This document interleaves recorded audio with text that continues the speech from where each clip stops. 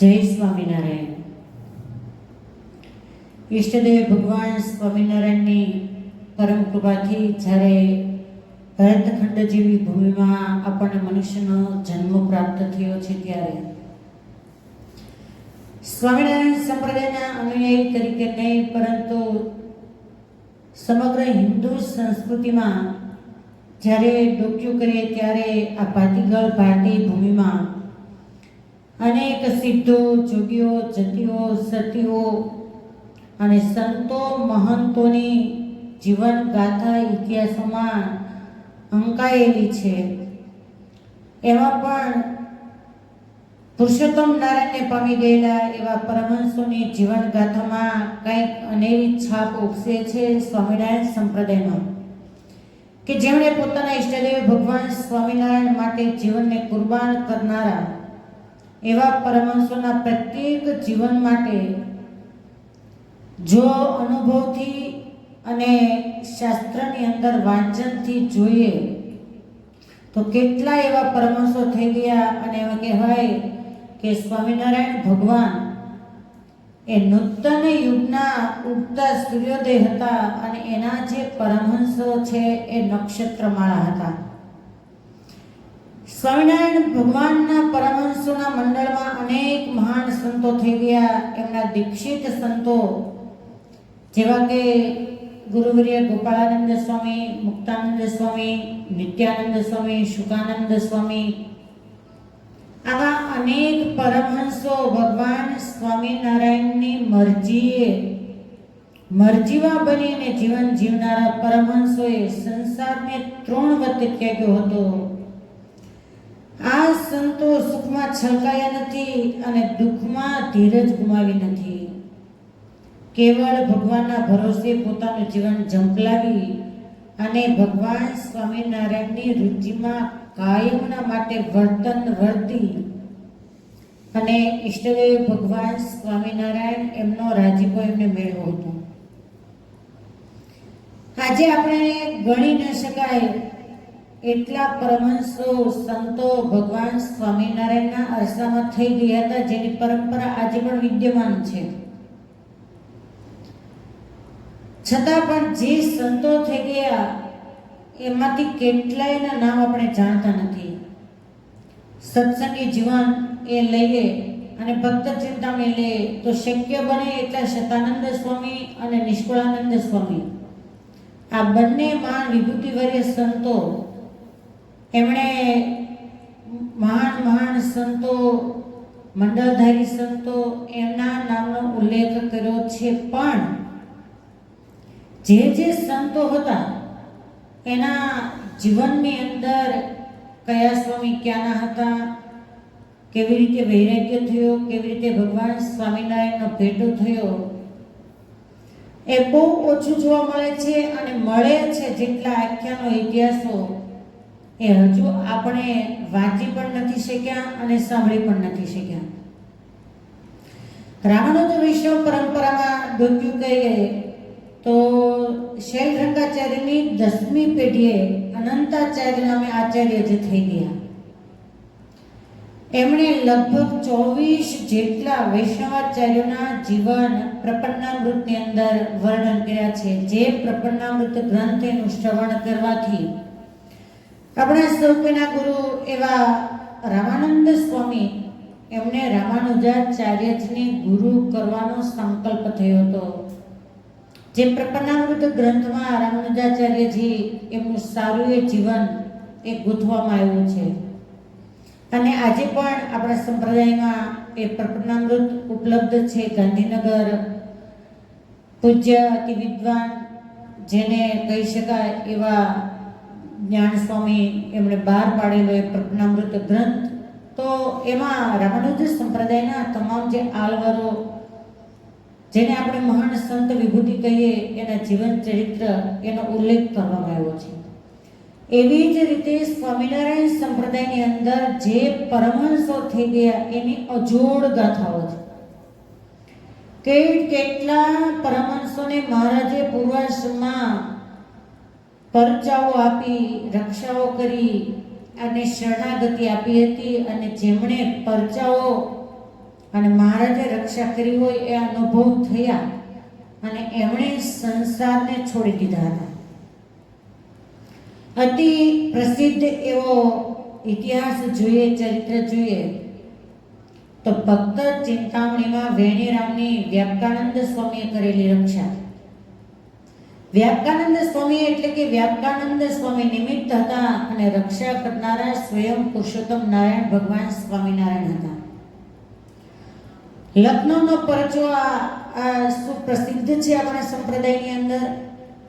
અને આજે પણ જે વ્યક્તિઓને કંઈક ધંધા રોજગારની અંદર સેટિંગ ન થતું હોય, સરખો વ્યવસ્થિત ધંધો ન ચાલતો હોય, તો મોટા મોટા સંતો આ પ્રકરણ એને વાંચવાનું બતાવતા હોય છે. તો ભક્ત ચિંતામણીમાં એ ચરિત્ર સુપ્રસિદ્ધ છે. એ જ લખનૌમાં જે વેણીરામ નવાબ સાદત અલી ખાન બેના કારભારી હતા. પોતે કારભારી છે ને એના પરમ મિત્ર એવા ચંદીલાલ એ લખનૌના મહાન શેઠ હતા. વ્યક્તિત્વ સજ્જન પરંતુ સંશયશીલ સ્વભાવ. જે ચંદીલાલ શેઠ એ ભગવાન લીલા પુરુષોત્તમ શ્રી કૃષ્ણ પરમાત્મા એના પરમ ઉપાસક હતા. તો કાયમના માટે વેણીરામ અને ચંદીલાલ શેઠ એ અવારનવાર ભેગા થાય, જ્ઞાન ગોષ્ઠી કરે, પરમાત્માના લીલા ચરિત્રોની વાતો વેણીરામ આ ચંદીલાલ શેઠને કરે. તો એકવાર સહેજે શેઠે વેણીરામને પૂછ્યું કે તમે સ્વામિનારાયણના આશ્રિત કેવી રીતે થયા? તમને એવું શું સ્વામિનારાયણમાં દેખાણું કે તમે એની શરણાગતિ સ્વીકારી? અને ત્યારે વેણીરામ ભક્તરાજે જે પોતાના જીવનની અંદર બીના બની ગઈ હતી, જે ભક્ત ચિંતામણીમાં આપણે સૌ કોઈ પરચા તરીકે વાંચીએ છીએ અને સાંભળીએ છીએ,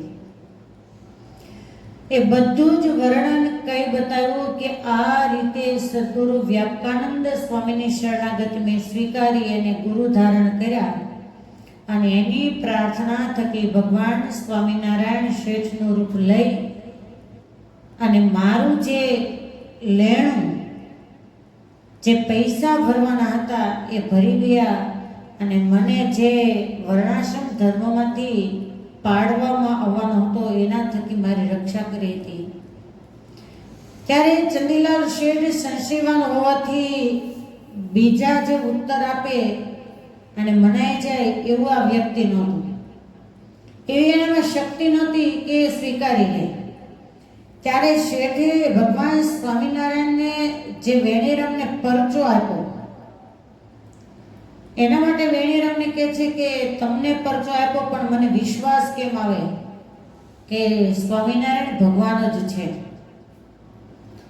અને ત્યારે તર્ક અને તોડતા વેણીરામભાઈ કહે કે શેઠ તમે ભગવાન સ્વામિનારાયણને સંભાળી અને આજે રાત્રે સૂઈ જાઓ અને સંકલ્પ કરજો, જરૂર ને જરૂર ચોક્કસ ભગવાન સ્વામિનારાયણ તમને એ પરચો છે જે મને આપ્યો હતો અને તમને જે સંશય છે કે ભગવાન સ્વામિનારાયણ હશે કે નહીં, એ ચોક્કસ તમને પરચો આપશે. કેમ કે આજ ઘોર કળિયુગમાં કરોડો આત્માના કલ્યાણ કરવા માટે ભગવાન સ્વામિનારાયણ પ્રગટ થયા છે. મિત્રના નાતે વિશ્વાસ રાખી અને પેલા ચંદીલાલ શેઠ છે એ રાત્રે સૂતી વખતે ગદગદ ભાવે પ્રાર્થના કરી કે હે નાથ, જો તમે સ્વયં પ્રગટ ભગવાન હો તો મને પરચો આપી અને પૂર્ણ પ્રતીતિ કરાવો. આ રીતે પ્રાર્થના કરીને સૂઈ ગયા. પછી સ્વપ્નમાં ભગવાન સ્વામિનારાયણે શેઠને દર્શન આપ્યા અને દિવ્ય દર્શન આપતાની સાથે વિશાળ સંતોની સભા ભરાઈને જાણે બેઠી હતી તે સભા મધ્યે તેજો મંડળમાં સ્વામિનારાયણ ભગવાનના દર્શન થયા. મનોહર મૂર્તિ જોઈ શેઠનું ચિત્ત તો ખેંચાઈ ગયું. અંતરમાં આનંદથી ઉભરા આવવા માંડ્યા અને પછી ભગવાન સ્વામિનારાયણ અદ્રશ્ય થયા પણ શેઠ ઝબકીને જાગી ગયા. ચંદીલાલ શેઠે સવારે મિત્ર વેણીરામને બોલાવીને કીધું કે તમારા કહેવા મુજબ જે રીતે મેં સંકલ્પ કરીને પ્રાર્થના કરી એ જ રીતે આજ રાત્રિએ ભગવાન સ્વામિનારાયણે મને સ્વપ્નમાં દિવ્ય દર્શન આપ્યા માટે ભગવાન ખરા. જો હવે તમારી મરજી હોય તો આપણે એ પ્રગટ ભગવાનના દર્શન કરવા માટે જઈએ અને એના દર્શનથી તથા સેવા સમાગમથી મને એમાં લાગે છે કે મારો જન્મ સફળ થશે. આ લોકની અંદર જીવન જીવતા જીવાત્માનો સહજ સ્વભાવ હોય છે સંશયગ્રસ્ત. ભાઈ સારામાં હરિભક્ત હોય તોય ભલે અને પામર જીવાત્મા હોય તોય પણ ભલે. જ્યારે જીવનની અંદર કંઈક અડચણ આવે, કંઈક દુઃખ આવે અને ચારે બાજુ રસ્તા શોધતા હોય અને કોઈ સંતનો કે સજ્જન પુરુષ કે કોઈ સત્સંગીનો ભેટો થાય ને એનું દુઃખ નિવેદન કરે ત્યારે કોઈ એને બતાવે કે ભાઈ તમે ભગવાન સ્વામિનારાયણની શરણાગતિ સ્વીકારો અથવા તો કંઈક પાઠ કરવાનું આપે, કોઈ નિયમ આપે, તો સંશયગ્રસ્ત સ્વભાવ હોય તો તરત જ પૂછશે કે મારું કામ થઈ તો જશે ને. વિશ્વાસ વ્યક્તિને જલ્દી આવતો નથી. એવી જ રીતે અહીંયા વેણેરામભાઈને પણ થયું, પણ સહેજે ભગવાન સ્વામિનારાયણ દર્શન આપ્યા એટલે અંતરથી જે મુમુક્ષતાનો બીજ જે રોપાયેલું હતું એનો અંકુર ફૂટ્યો અને એને સંકલ્પ થયો કે જો આ રીતે ભગવાન સંકલ્પ પૂરા કરતા હોય તો સ્વયં પ્રગટે ભગવાન કેવા હશે. એટલા માટે એના પાસે દર્શન માટે જવું છે. અને ત્યારે વેણીરામભાઈ કહે કે શેઠ હજી વિચાર કરી લેજો, કેમ કે વેણીરામભાઈને ખ્યાલ હતો કે આનો સ્વભાવ સંશયવાળો છે. યાદ રાખો કે લંકાના રાવણને મારો સહેલો, પણ સંશય રૂપી રાવણને મારવાની અતિ અઘરું કામ છે. અને આ સંશય ભલાના જીવનની અંદર કેટલી મોટી દિવાલો ઊભી કરી દીધી છે. ભાઈ વચ્ચે અબોલા થયા હોય, પતિ પત્ની વચ્ચે જિંદગી ભરના સંબંધો પૂરા થઈ ગયાના દાખલા છે સંશયના કારણે. માટે મહેરબાની કરીને સંશયગ્રસ્ત સ્વભાવ હોય તો એ મૂકી દેવો. ઘણાની એવી ટેવ હોય કે બે વ્યક્તિ ઘરની અંદર વાત કરતી હોય એટલે ત્રીજી વ્યક્તિને એમ થાય કે મારી જ વાત કરે છે અને તરત જ પૂછશે કે તમે બે બેઠા હતા ત્યારે પહેલા સામાન્ય રીતે જ વાત કરતા હોય, પણ શંકાશીલ સ્વભાવવાળી વ્યક્તિને સહજ વાત કરતા હોય તોય પણ એમ થાય કે આ મારી વાત કરે છે. વેણીરામભાઈને અનુભવ હતો કે શેઠનો સ્વભાવ સંશયવાળો છે, કઈ નક્કી નહીં. એટલે કે હજી 100 વાર વિચાર કરો, શેઠ પણ જો દિલ ડગમગતું હશે ને તો માર્ગમાં મુશ્કેલી નડશે.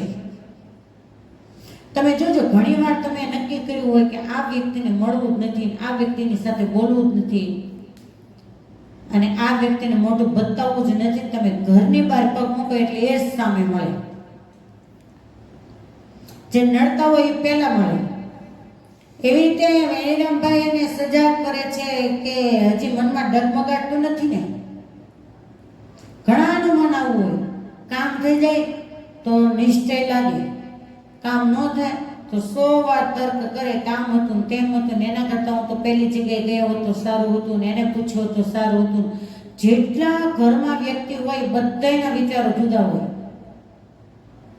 કાંઈક વ્યવહારિક કાર્યની અંદર વિઘ્ન આવે ને કોઈ એમ કે આ જગ્યાએ જાઓ તો 10 વ્યક્તિ હોય ઘરમાં તો 10 ના રસ્તા અલગ હોય, એક જગ્યાએ ન જાય અને ક્યાંયથી મેળ ન પડે અને પછી ભગવાનને કહે કે હવે મહારાજ તમે કરશો તો જ થશે. વેણીરામભાઈ કહે છે કે પ્રભુજીના દિવ્ય દર્શનથી તમારા આત્માને સુખ તો થશે, આનંદ થશે, પણ જો તમારા મનમાં ડગમગાટ હશે કે ભગવાન સ્વામિનારાયણ ભગવાન છે કે નહીં તો વિઘ્ન તો આવવાના. પણ જે ચંદીલાલ છે તેનું હૃદય તો આમ ગદગદ ભાવનાથી ભરાઈ ગયું હતું કે હવે તો એ પરમાત્માને પામે છૂટકો. એ વાત સાંભળીને તરત જ વેણીરામભાઈ એની સાથે જવા માટે તૈયાર થયા. અને યાદ રાખો કે એકવાર અલૌકિક અનુભવ થાય અને સાચો મહિમા સમજાઈ જાય એટલે વ્યક્તિ આપોઆપ એમાં ખેંચાઈ જાય છે. અને જેને જેનો મહિમા હોય એનો એના તરફ સતત ખેંચાણ રહ્યા કરે તો જ સાચા અર્થમાં મહિમા સમજાયો કહેવાય. ચંદીલાલ શેઠ એ સમયે લખનૌના નગર શેઠ હતા અને અતિ પ્રતિષ્ઠિત વ્યક્તિત્વ, જેને એમ કહી શકાય કે કરોડોપતિ એ કહેવાતા હતા. બોટાદના ભગાદોશી કરતા પણ આ અધિક સંપત્તિવાન હતા. આપણા સંપ્રદાયની અંદર આપણે શિવલાલ શેઠ માટે નવલખા શેઠનું બિરુદ આપવામાં આવ્યું, પણ અહીંયા ચંદીલાલ શેઠ અને વેણીરામ ભક્તરાજ એ જ્યારે મહારાજને મળવા જઈ રહ્યા છે તો એના માટે ઉલ્લેખ કરવામાં આવ્યો કે ચંદીલાલ શેઠ એ કરોડોપતિ હતા. પરંતુ શેઠને જ્યારે પ્રગટ પ્રભુનો મહિમા સમજાયો તો બધું જ સૂકું પાંદડું જેમ વૃક્ષ પરથી છૂટું પડે એમ એનું દિલ છૂટી ગયું અને આત્મા અવિનાશીને મળવા આતુર બન્યો. તમે વિચાર કરો કે એ ચંદીલાલ શેઠનું જીવન કેવું છે. બીજા નંબરની અંદર કે એને વેણીરામ જેવા ભક્તરાજનો ભેટો થયો ત્યારે આ વસ્તુ શક્ય બની. ઘણીવાર મુમુક્ષ તો હોય પણ એને પિયુષ પાનાર વ્યક્તિ જ્યાં સુધી ન મળે ત્યાં સુધી એને સંસાર નિરસ દેખાતો નથી. જે પૂર્વે મહાન સંતો ભક્તો થઈ ગયા અને જેને પરમાત્માને પામવા માટે આ સંસારને તિલાંજલિ આપી એના જીવનની અંદર તમે ડૂબક્યું કરો તો કોઈને કોઈ જગ્યાએ એને કોઈ એવા મહાપુરુષનો ભેટો થયો છે, અથવા તો કોઈકને એવી ચટકીદાર ચોટ શબ્દની લાગી ગઈ હોય કે એક ક્ષણને તો વાર લાગે પણ ક્ષણને વાર ન લાગે ને એટલા અરસામાં એને સંસારને છોડી દીધો. ભગવાન બુદ્ધના જીવનની અંદર તમે ડોક્યુ કરો. સિદ્ધાર્થ રાજકુમાર, જેના ઘરે એમ કહેવાય કે સુખની છોડો ઉછળે, એ રજવાડાની અંદર કોઈ દિવસ દુઃખ શું કહેવાય એને જોયેલું નહીં અને એક જ વાર એને મૃતપ્રાય શરીર જેની સ્મશાન યાત્રા જોઈ, રોગગ્રસ્ત વ્યક્તિને જોયું અને સંસાર હરામ થઈ ગયો. બાજંદ મહારાજાના જીવનની અંદર ડોક્યુ કરો તો મરેલું ઊંટ જોઈ અને જેને સંસાર છૂટી જાય અને અલગની આરાધના કરવા માટે, અલ્લાહને મેળવવા માટે, એની બંદગી કરવા માટે ત્યાંથી જ આ સંસારને છોડી અને નીકળી જાય. આ કોઈ નાની છૂની વાત નથી. આપણે સૌ કોઈ જાણીએ છીએ કે આપણા સંપ્રદાયની અંદર નિષ્કુળાનંદ સ્વામી હોય, બધા જ પરમહંસોની એક વાત એક બાજુ મૂકો, બધી જ વાત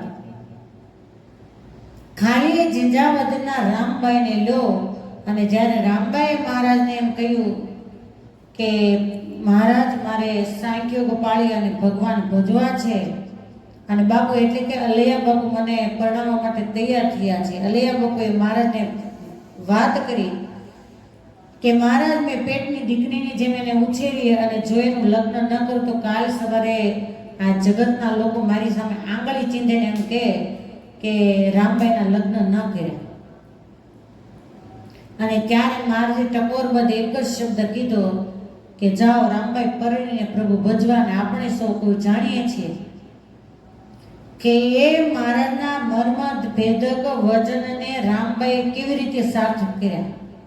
4 ફેરા ફર્યા એટલે બધો દાગીનો ને જે કાંઈ હતું એ બધું સર્પ જેમ કાચળી ઉતારે અને થોડી પણ વાર લાગે. એક નિમિષ માત્ર પલકારાની અંદર બધું ઉતારી અને જેની સાથે 4 ફેરા ફર્યા એના પગની અંદર મૂકીને એમ કહી દીધું કે લે ભાઈ આ તારી બેનનો હાથ ઘરમાં. બધા જોતા રહી ગયા અને કહે છે કે હા અલૈયા બાપુ કહે છે બેટા દીકરી મહારાજની આજ્ઞા શું હતી? બાપુ મહારાજની આજ્ઞા હતી કે પરણીને પ્રભુ ભજવા. પરણવાનું પૂરું થયું, ભગવાન ભજવાનું શરૂ થયું. હવે આપણે તો દુનિયાદારીની અંદર એક જ લઈ લે કે મહારાજની આજ્ઞા છે પરણીને ભગવાન ભજવા એટલે સંસારમાં રહીને ભગવાન ભજવાના. મગજની ટ્યુબલાઇટ જ ન ઉપડે. ગ્રંથના ગ્રંથ સાંભળી ગયા, ભાગવત કેટલી વાર શ્રવણ કરી ગયા, સત્સંગી જીવન હોય, કે અન્ય કોઈ કથાઓ હોય, રામાયણ હોય, મહાભારત હોય, ભગવદ્ ગીતા હોય કે સંતોના જીવન આખ્યાનો હોય કે લીલા ચરિત્ર હોય, કોઈ પણ સત્શાસ્ત્રનું શ્રવણ કરતા વૈરાગ્યની વાત આવે ને તમામ હિન્દુ સંસ્કૃતિ સિવાયના પણ તમે કોઈ ગ્રંથ લ્યો, કોઈ પણ સંપ્રદાયના ગ્રંથ લ્યો, તો એક શબ્દ તો આવે જ કે આ સંસાર નાશવંત છે, શાશ્વત એક ભગવાનનું સ્વરૂપ છે અને આ મનુષ્ય જન્મ મળ્યા પછી તમામ જીવાત્માએ પરમાત્માને પામે એવું કાર્ય કરવું પડે. આ તમામ શાસ્ત્રનો નિચોડ છે. છતાં પણ જીવાત્માને આટલી કથા સાંભળવા છતાં, મોટા મોટા મહાન સંતોનો સમાગમ હોવા છતાં સંસારમાંથી વૈરાગ્ય નથી થતો ને એની આ કઠણાઈ છે. અને એટલે જ હજી આપણે અહીંયા આંટા મારીએ છીએ, નહીં તો ક્યારનાએ મહારાજની સાથે અક્ષરધામની અંદર મુક્તોની સાથે એ મૂર્તિનું સુખ માણતા હોત.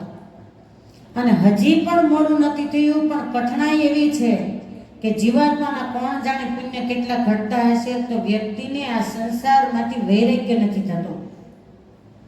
અહીંયા વેણીરામભાઈનો સમાગમ કરતા ચંદીલાલ શેઠને કહ્યું કે જેમ વૃક્ષ પરથી પાંદડું ખરી જાય અને પછી કાંઈ કામનું નહીં, એમ સંસાર છૂટી ગયો અંતરથી. એ જ વખતે પ્રગટ પ્રભુને ભેટ ધરવા સાથે 2000 રૂપિયા તથા વસ્ત્ર ઘરેણા એમણે સાથે લીધા હતા એ જમાનાની અંદર. અને એના ઉપરથી જ આપણે અનુમાન કરી શકીએ કે એ કેટલી સુખ સાહેબીની અંદર જીવન જીવતા હશે. આ રીતે શેઠ એ સંબંધીઓ પાસેથી શીખ માગી અને વેણીરામભાઈની પાસે આવીને કહે છે કે વેણીરામભાઈ ચાલો આપણે જઈએ હવે મહારાજને દર્શન કરવા માટે, મહારાજને મળવા માટે. અને એ જમાનો આપણે જાણીએ કે પગપાળાનો હતો. લખનૌથી ગુજરાત સુધીનો પંથ લગભગ 1400 કિલોમીટરની આસપાસ થાય. પરંતુ પ્રત્યક્ષ પ્રભુને પામવાની અંતરમાં તાલાવેલી હતી અને એનો સાચો ઈશક હતો એટલે કોઈના રોકાય એવા નહોતા. અને એટલે ભગવાન સ્વામિનારાયણને કાર્યાણીના 10મા વચનામૃતની અંદર સ્વમુખે બોલ્યા કે જેને જે વાતનો ઈશક હોય ને તે વચમાં હજારો અંતરાય આવે તો પણ તે અંતરાયનો રોકાય નહીં, ત્યારે એને સાચો ઈશક જાણવો. મહારાજ કહે છે કે જુઓ ને અમે 21 વર્ષ થયા શ્રી રામાનંદ સ્વામી પાસે આવ્યા છીએ. તેમાં અનંત ભાતના વસ્ત્ર તથા અલંકાર તથા ખાનપાનાદી તેણે કરીને સેવાના કરનારા અનંત ભક્ત મળ્યા, પણ અમારું મન કોઈ પદાર્થમાં લોભાણું નથી. શા માટે? જે અમારે ત્યાગનો ઈશક છે. આ સ્વયં પ્રગટ પુરુષોત્તમ ભગવાન સ્વામિનારાયણની વાણી છે.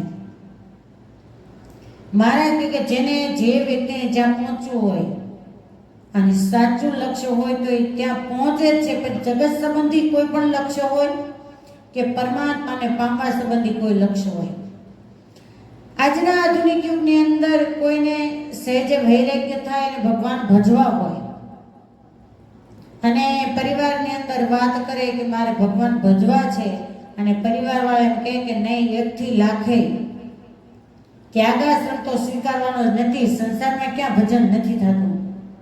અને પછી માની વાળે કે ઘરમાંથી રજા મળતી નથી તો માની લો કે એનો સાચો ઈશક છે જ નહીં. પણ જેને ત્યાગાશ્રમ સ્વીકારી સંસારને છોડવાની અંતરથી તાલવેલી હોય એને મેરુ પર્વત જેવા દુઃખ આડા આવે ને તો પણ એને ઉલ્લંઘન કરી અને એના લક્ષ્ય સુધી પહોંચે જ છે. આપણા સંપ્રદાયની અંદર હજારો એવા દાખલાઓ છે. જ્યારે ડોક્યું કરે જીવનની અંદર એ સંતોના તો કોઈને કાંઈ એમને એમ રજાઓ નથી મળી ભગવાનને મેળવવા માટે. કેટલા માર સહન કરવા પડ્યા છે, કેટલી વાર ઘરના ત્યાગ કરવા પડ્યા છે, કેટલાના મેણા ટોણા સાંભળવા પડ્યા છે અને ત્યારે એ પરમાત્મા સુધી પહોંચ્યા છે ને એની ગાથાઓ આજે આપણે ગાઈએ છીએ. ચંદીલાલ શેઠ તથા વેણીરામભાઈને પ્રગટ પ્રભુજીને પામવાનો સાચો ઈશક તો હતો ને વિકટ રસ્તે એકાકી ચાલી નીકળ્યા. મુખમાં પ્રભુનું નામ છે, હૈયામાં હરિવરને વરવાની હામ છે. અને આ રીતે પંથ કાપતા કાપતા રસ્તામાં અચાનક ભયંકર વાવાઝોડું થયું અને મોટા મોટા વંટોળિયા માંડ્યા ચડવા. અને યાદ રાખો કે જે જીવાત્મા પરમાત્માને મેળવવા માટે જ્યારે આ સંસારને છોડી અને પ્રભુના પદ પર પગલાં માંડે, એટલે આ લોકનું વાવાઝોડું તો એક બાજુ મૂકો, પણ સંસાર રૂપી સંબંધીઓનું સુખ સંપત્તિનું વાવાઝોડું તો અવશ્ય આવવાનું ને આવવાનું છે. ભગવાન સુધી પહોંચવા માટેની વિકટ વાટ છે, અને એમાં જે નિડર થઈને ચાલે એ જ સાચો શૂરવીર છે. આગળનો માર્ગ રસ્તો દેખાતો બંધ થઈ ગયો. અરે સામે કોણ ઊભું છે એ પણ દેખાવું મુશ્કેલ છે. આવી ભયંકર ડમરીઓ ઉડે છે, એવી આંધી ને તુફાન કે જંગલની અંદર વૃક્ષની ડાળીઓ આમ તેમ ઘસાય છે. બંને મિત્રો એકબીજાના હાથ પકડી અને એક મોટા કોતરમાં ઊભા રહી ગયા. થોડી વાર થાય ત્યાં વાવાઝોડું તો શાંત થયું, પરંતુ નજર ઊંચી કરીને જોયું ત્યાં સામે ભયંકર મોટો વિકરાળ વાઘ આવતો દેખાણો. વાઘને જોતા જ વેણીરામભાઈ તથા ચંદીલાલ શેઠ બંને અતિ ભયભીત થઈ ગયા અને કે જાણે હમણાં જ વાઘ મારી નાખશે એમ જાણી બંને આંખો બંધ કરીને ભગવાન સ્વામિનારાયણને આર્તનાદથી પ્રાર્થના માંડ્યા કરવા. વાઘ તરફ મારવાની સ્થિતિમાં સામે બેઠો છે, અને એ વખતે ભગવાન એના અંતરનો અવાજ સાંભળ્યો ને જ્યાં વાઘ એના ઉપર તરફ મારવા જાય એ જ ક્ષણે બાજુમાં રહેલું મોટું ઘેઘોર વૃક્ષ એ મૂળમાંથી ઉખડી અને પેલા વાઘની ઉપર પડ્યું ને વાઘની ઉપર પડતાની સાથે જ વાઘ જે મૃત્યુને પામ્યો અને બંને ભક્તો આબાદ રીતે બચી ગયા. જે પરમાત્માના રસ્તે ચાલે એને દુઃખ તો ચોક્કસ આવવાનું, કેમ કે પ્રભુ પરીક્ષા કરતા હોય છે કે અમારો ભક્ત શૂરવીર છે કે ડરપોક. પણ દુઃખમાં સહાય કરનારા પણ એ દયાળુ હરિવર જ હોય છે, જો શૂરવીર થઈને ચાલે તો.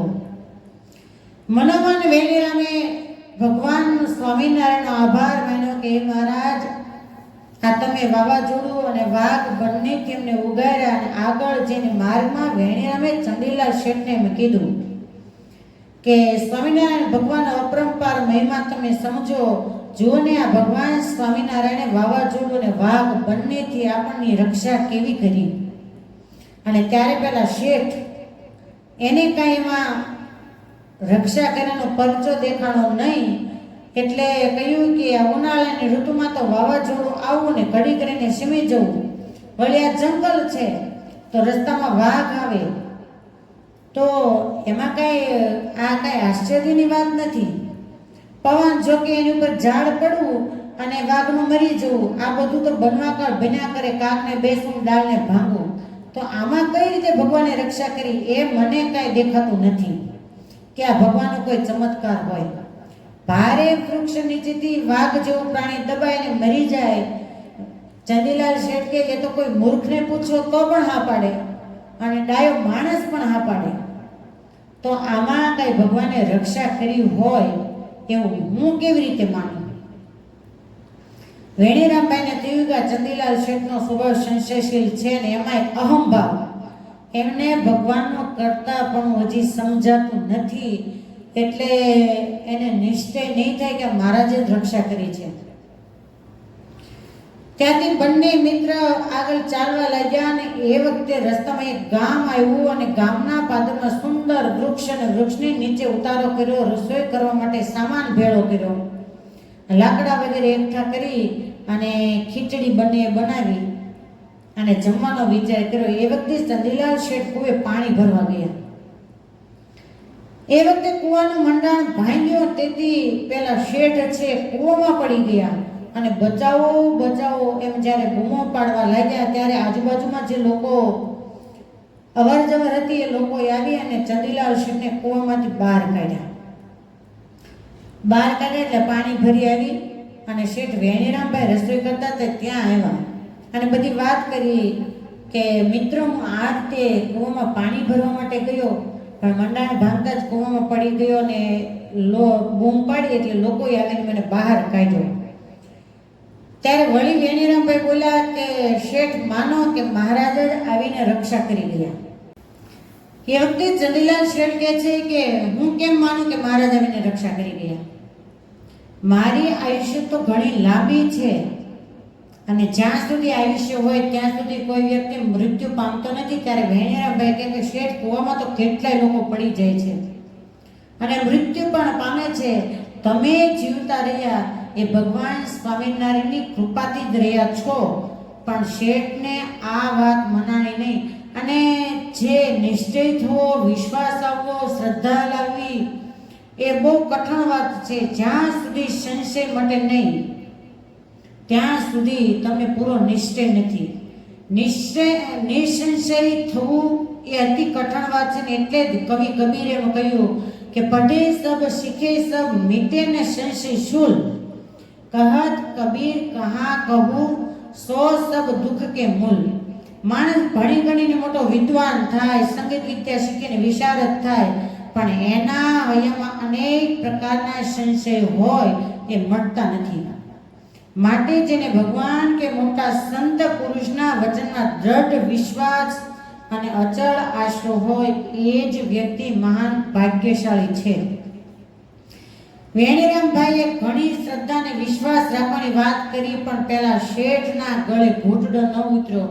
પછી બંને મિત્ર ખીચડી તૈયાર થઈ અને બંને સાથે બેસી અને ભગવાન સ્વામિનારાયણને સંભાળતા સંભાળતા ભોજન કર્યું અને થોડી વાર આરામ કરી પાછા ચાલતા થયા. અને રસ્તામાં પણ વેણીરામભાઈ ચંદીલાલ શેઠને ભગવાનના મહિમાની વાત સમજાવતા જાય છે. વેણીરામભાઈને એમ થાય કે ગમે તેમ કરી અને ચંદીલાલ શેઠને હું મહારાજનો જેવો છે એવો નિશ્ચય મહારાજની પાસે પહોંચે ત્યાં સુધી કરાવી દઉં.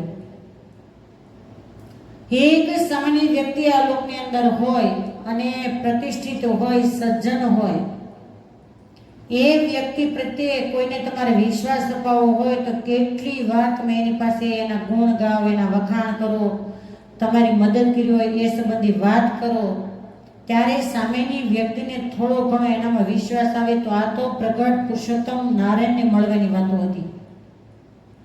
અને ઘણા લોકો એવા હોય કે કેટલાય પરચાઓ ભગવાને આપી અને નિમિત્ત કર્યા હોય કોઈ વ્યક્તિને, તો એને મનની અંદર એવું થાય જ નહીં કે આ ભગવાનની કૃપાથી બધું થયું. એને એમ જ થાય કે કાકાએ રક્ષા કરીને, ભાઈએ રક્ષા કરીને, મામાએ પૈસા આપ્યા ત્યારે સારું થયું, ભાઈએ મોટા દાદાએ ધંધામાં રાખ્યા ત્યારે સારું થયું, અમે હાથ બાવડો પર કમાણા ત્યારે સારું થયું. પણ એવું નથી વિચારતા કે જ્યારે ભગવાનની પૂર્ણ કૃપા થઈ ત્યારે અમારા જીવાત્માનું સારું થયું કે પૈસે ટકે સુખી થયા કે ભયંકર એક્સિડન્ટ જેવા અકસ્માતો થયા હોય ને જીવતા રહ્યા હો તો એ મોતના મોઢામાંથી બચી ગયા, એનું જો કોઈ કારણ હોય તો એ પરમાત્માની રક્ષા જ માનો. બાકી ઘણીવાર ઠેસ આવતા વ્યક્તિનું પૂરું થઈ જતું હોય છે. રાત્રે સૂઈ ગયા પછી જાગતા જ નથી હોતા. આ જે કાંઈ બને છે આ સંસારની અંદર એ પરમાત્માની ઈચ્છાથી બને છે. પરમાત્મા જ કાર્યવત છે. આ લોકની અંદર આપણે બધા નિમિત્ત છીએ. એ 1% નહીં, 100% નહીં, 1000 નહીં, લાખો ટકાની 100% સત્ય હકીકત છે. વ્યક્તિ એમ માનતી હોય કે હું કરું છું તો એ એનો ભ્રમ છે. કાર્યવત પૂર્ણ પુરુષોત્તમ ભગવાન છે અને આપણે નિમિત્ત છીએ. આપણને જે મનની અંદર સુજાડે એ આપણે કરી શકીએ.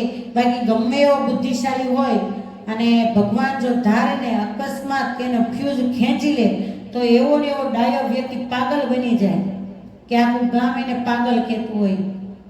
અને જ્યારે મગજ સારું હોય ત્યારે આખું ગામ એને પૂછીને પાણી પીતું હોય. તો ત્યાં તમે કોઈને નિમિત્ત નથી બનાવી શકતા. અને પરમાત્મા એવી બ્રેક તો ક્યારેક ક્યારેક આપે જ્યારે અતિ અહંકારની અંદર જીવાત્મા જીવન જીવતો થાય અને ત્યારે એવી બ્રેક આપે કે સદાયને માટે એને રોડ ઉપર ફૂટપાથ ઉપર સૂતો કરી દે કે ફરી ક્યારે અહંકાર કરવાની ભાવના એના મનની અંદર આવે જ નહીં. માટે આ જીવન જ્યારે પરમાત્માને મેળવવા માટે મનુષ્ય જન્મ મળ્યો છે ત્યારે નિઃસંશય થઈ અને જે તમને ઈષ્ટદેવની અંદર પ્રેમ હોય એ સ્વરૂપમાં પ્રેમ કરી અને આરાધન કરી લેવું. અસ્તુ. જય સ્વામિનારાયણ.